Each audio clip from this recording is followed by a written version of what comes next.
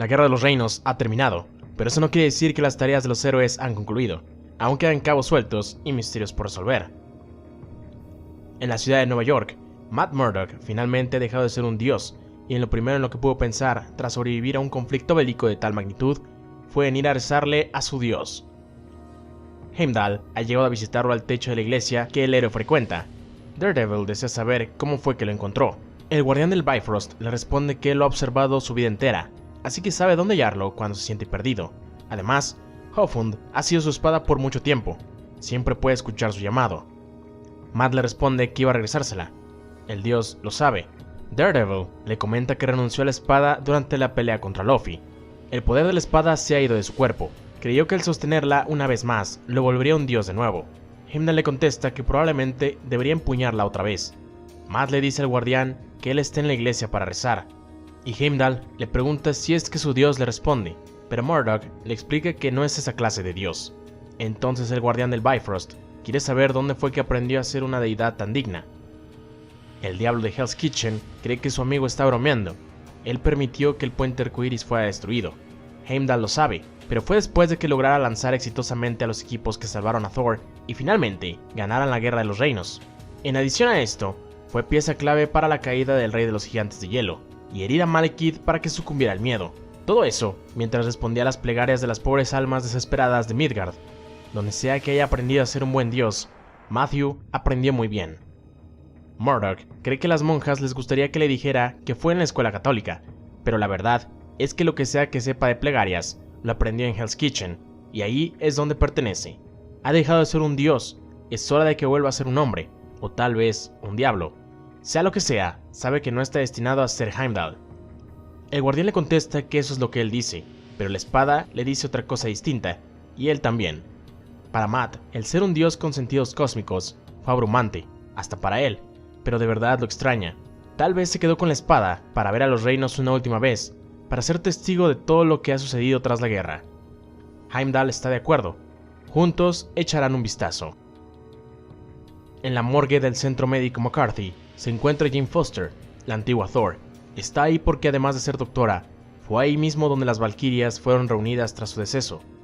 Su amiga Lisa entró con un café, pues Jane aún estaba muy afectada por lo que le sucedió a las guerreras. Foster le pregunta a Lisa cómo es que va el mundo afuera. Ella le responde que es extraño, pero de buena manera. Ha sido una locura. Mucha gente fue enterrada en escombros, pero se mantienen optimistas. Han sobrevivido a cosas terribles y ahora pueden reconstruir sus vidas. Para Lisa, es extraño ver y sentir eso. Usualmente, ella solo es testigo de la parte trágica. Ella comenta que estuvo conversando con un sujeto perteneciente a Damage Control, la empresa que se dedica al control de daños tras incidentes superheroicos, y al parecer tienen una vacante para alguien con su experiencia, por lo que renunciará a ser paramédico. Tras esto, Lisa le pregunta por su brazo a Jane. Ella le muestra su brazalete, pero le explica que es un brazalete hasta que ella decida que luzca como una espada o un mazo. Nunca supieron de qué estaba hecho el martillo del War Thor. ¿Qué tal si solo lucía como un martillo porque su Thor necesitaba que fuera un martillo?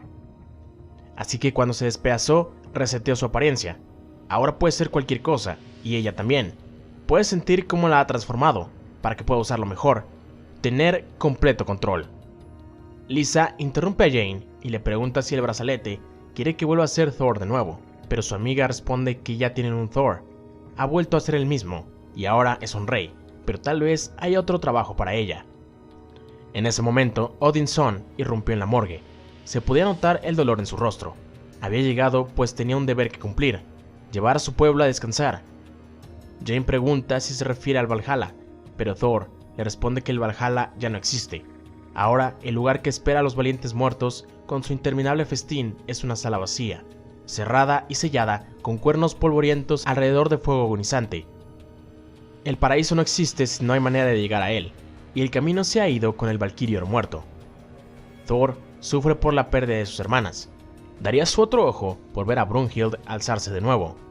Jane nunca ha visto a Thor de esta manera. Desea ayudarlo, sanarlos a todos. En ese instante, su brazalete comenzó a despertar a la guerrera Brunhild. Ella escuchó los pensamientos de Jane, por lo que ella quiere saber si aceptará la tarea y tomará la carga sobre sus hombros, si podrá estar entre los mundos de los vivos y los muertos, para pelear con gran coraje portando a Ondjarn en su brazo. Si podrá ser temida como la muerte, tan necesitada como el descanso y tan fuerte como la aflicción. Si podrá portar su nombre. Jane aceptó, pues es el trabajo que ella necesita hacer. Entonces Brunhild la nombró por los 10 reinos y los mundos más allá, Valkyrie. Tras estas palabras, la doctora recibió el atuendo de las valquirias y miles de caballos alados salieron en estampida hacia el cielo, su última recompensa. El Valhalla estaba vivo de nuevo y las valquirias encontraron su camino a casa. Todas a excepción de una. Jane Foster ahora era Valkyrie. Eso es lo único que sabía. El resto podría averiguarlo más tarde. Por otro lado, en Jotunheim, un trío de gigantes discutían sobre lo molestos que estaban ahora, ya que Loki se había convertido en su rey. Para ellos, el dios de las mentiras era un traidor. Mientras comían su caldo, un pequeño gigante se acercó a hurtar la tapa del caldero de los 3 gigantes, pues el niño deseaba un medio para deslizarse en la nieve. Al bajar por la colina, los gigantes se percataron de la desaparición descubierta y salieron en busca del ladrón. Antes de comenzar a correr, el niño fue testigo de la breve apertura del puente arcoíris, pero al escuchar los gritos de sus persecutores, este apresuró el paso, tropezando metros después con el dios, que ahora era su rey, Loki Lofison. El dios de las mentiras quería saber cuál era la prisa del pequeño. El niño le dijo que su nombre era Derv, hijo de nadie, ya que al ser un gigante de baja estatura, nadie lo reclamó. Loki bromeó un poco con el chico, pues le dice que tal vez haya roto su récord, pero le confiesa un pequeño secreto: todo mundo nace siendo pequeño. Después de ayudarlo a ponerse de pie, ambos se sentaron en un tronco cercano, y Derv le preguntó a su alteza qué era lo que hacía en ese lugar. El joven pensó que el Bifrost estaba destruido. Loki le responde que solo está roto por el momento, por eso simplemente salió antes. Para él, el tiempo se volverá algo borroso, y no hay tiempo dentro del Bifrost. Además, ella le debió un favor. El dios de las mentiras promete explicarnos a qué se refiere más adelante. Al terminar, le preguntó al pequeño qué travesuras andaba haciendo por aquí, pero el niño lo corrige. Él no hacía travesuras, se estaba divirtiendo. Loki comprende, pero le advierte que algunos no conocen la diferencia. En ese momento, su conversación se vio interrumpida por los 3 gigantes. Su rey le preguntó si es que él les podía servir de algo. Uno de ellos le contestó que vieron el Bifrost abrirse muy cerca de ahí. Creyeron que una invasión asgardiana comenzaría un ataque. El dios le dice que para nada se trata de un ataque. Él solo salió de Jotunheim para tomar prestada a Jarnjorn, el hacha de su hermano, ya que en Jotunheim nadie es alguien hasta que tiene una cuchilla. Además dudaba que le dejaran quedarse con la espada de Heimdall. Al escuchar esto, el gigante se molestó un poco, pues fue esa misma espada la que mató a su antiguo rey, pero Loki lo corrige. Él mató a Luffy, porque ahora es un héroe. Al sentirse amenazado, el gigante se aproximó y le comentó a su rey que respetaría su reclamo al trono por su sangre, pero quería que les entregara al pequeño, pues tenía mente de niño y no tiene sentido de batalla. Querían comérselo. Pero Loki no es ningún líder de caníbales. Los gigantes no lo consideraban canibalismo porque no era uno de ellos. El dios de las mentiras se los quería entregar. Finalmente tenía un plan para salvarlos. Pero Derv realmente se asustó y Loki no podía terminar su hechizo. Para su suerte, antes de recibir el ataque con la hoz del gigante, Loki pudo convertir al pequeño en alguien de gran tamaño para protegerse, y Derv le aseguró a su oponente que la guerra había terminado. Tras esto, los gigantes de hielo no tuvieron más opción que retirarse. Para Loki, eso fue emocionante. Incluso pensó que hubiera sido mejor pedir prestado a Mjolnir. En cualquier día podría volverse digno. Antes de ir por caminos separados, Loki nombró a Derv creador de diversión y molestia de Jotunheim, pues tenía una propuesta inusual para su nuevo amigo. Más tarde, en la morada de los 3 gigantes, aquel que se llamaba Sickle refunfuñaba. Después de todo, no le podían hacer nada al pequeño. Se había convertido en el escudero del rey, pues era la historia de cómo el más pequeño de los gigantes llegó a sentarse a la derecha del trono y cómo un marginado se sentaría en este. Una nueva clase de rey, una nueva clase de dios, uno que no rige por la espada, sino por el escudo. Mientras tanto, en la ciudad de Nueva York, la ciudad aún se ve tremendamente afectada por la guerra. Cadáveres de criaturas míticas por todos lados y allanamientos a locales perpetrados por los mismos ciudadanos, causado por la histeria de un evento tan traumático para muchos. Para Frank Castle, su trabajo no ha terminado. Las semanas anteriores, la Tierra ha estado a la defensiva. Es hora de que se ponga a la ofensiva. Cazará a los monstruos que han causado tanta miseria, pero antes tiene que asegurarse de que dejará su ciudad en orden. Mientras las personas salían de una tienda con los bienes que querían, el castigador los miró con ojos de decepción. Una mujer le dijo que simplemente tenían hambre. Con un lanzallamas en su mano, les exigió que regresaran y pagaran todo lo que habían tomado. Él les prepararía una barbacoa con la carne de un gigante muerto. Después de todo, lo que no los mata los hace más fuertes.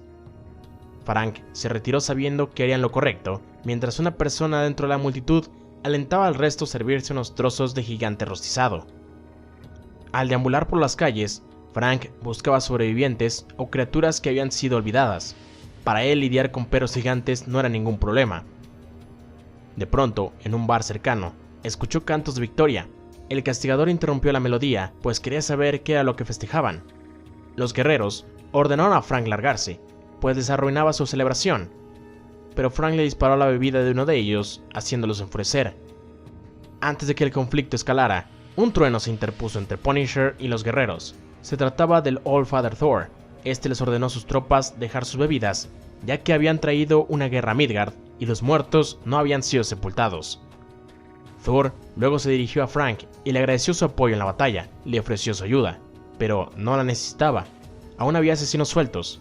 El padre de todos le respondió que en todos los mundos era lo mismo. Tras esto, Frank se alejó, pues necesitaba estar en otro lugar al amanecer. Mientras el sol salía, Castle se encontró con el Sr. Jones en el lugar donde fue enterrada su familia. Él había sido el hombre que había sobrevivido tras ser usado como proyectil contra el castigador, y le había hecho la promesa de que mataría al gigante que asesinó a sus seres queridos. Le informa que su blanco escapó, pero le asegura que su búsqueda no ha terminado. Es por eso que él ha ido a decirle que si no vuelve a verlo de nuevo, es porque mató al maldito gigante, pero murió en el camino de regreso. El hombre, en silla de ruedas, le agradece al antihéroe, pero mientras lo llevaba a su camioneta, le comentó que había unas personas que querían conocerlo dentro de ella, ya que han sufrido lo mismo que él. Cuando los monstruos llegaron, crearon muchos huérfanos, y él le dijo a los niños que conocía a un cazador de monstruos. De regreso con Heimdall y Matt, ambos han terminado de observar las repercusiones de esta terrible guerra. Una nueva Valkyria, un nuevo rey se siente en el trono helado de Jotunheim. El soldado más grande de Midgard ha encontrado una nueva guerra. En Svartalheim piden una revolución, libertad de los siglos llenos de derramamiento de sangre del Elfo Oscuro.